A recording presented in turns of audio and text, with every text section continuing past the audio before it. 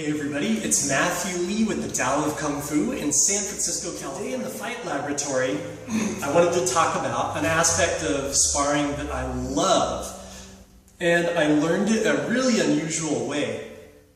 I want to talk about rhythm in a fight.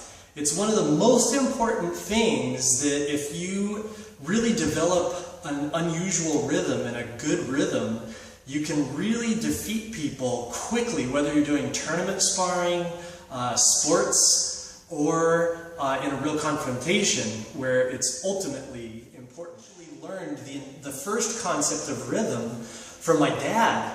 And my dad was really an incredible athlete and still is, like one of the strongest men that I have ever met. And he's a really big guy. He kind of dwarfs me.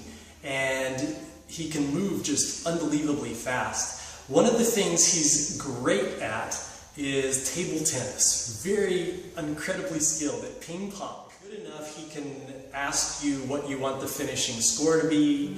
He can start out with 1 point less than, he can give you all the points 1 point less than winning and still beat you, and he's incredible. So when he was teaching me how to play, he was talking about rhythm, and he was saying how to break up the rhythm. The person is used to having like a tick, tock, tick, tock, like a metronome. Then what you wanted to do was either speed it up or slow it down and break that pattern. And I see a lot of the similar stuff in fighting, and I translated it directly into my karate when I was studying Kempo and Taekwondo. And so I noticed people would quite frequently have that da-da-da, da-da-da, back and forth, where they're just trading. Even in the Shaw Brothers movies, the fight scenes are very trade-oriented. So it's all dot, dot, dot, and then the next person goes sut, sut, sut, and then they go ta, ta, ta, and it's block, block, hit, hit, hit, hit, block, block, hit, block, block, block, and it just goes back and forth. It's not a realistic fight where the rhythm constantly changes. So fighting shouldn't be like a song where you can set a metronome and have it going the whole time and it stays that rhythm. Instead, it's like the worst drummer on the planet who can't hold a rhythm, a pattern for more than 2 cycles, and then is changing up and is impossible to play with. That would be me.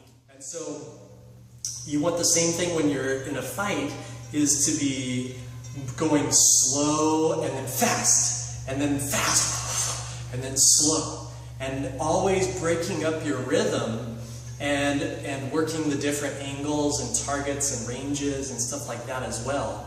But the rhythm can keep somebody guessing and throw them off just as much as working on different height zones or different depths of range, and can really mess somebody up.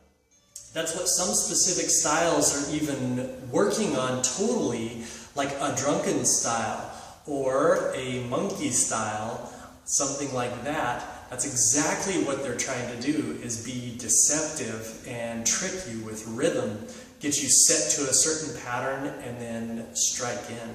If you look at some of the most skilled boxers like Muhammad Ali, he's always going slow, fast, bah, bah, bah, bah, bah, and then back to slow, and then a different speed, and then a different speed, always changing it up, and then utilizing that to the best of his advantage.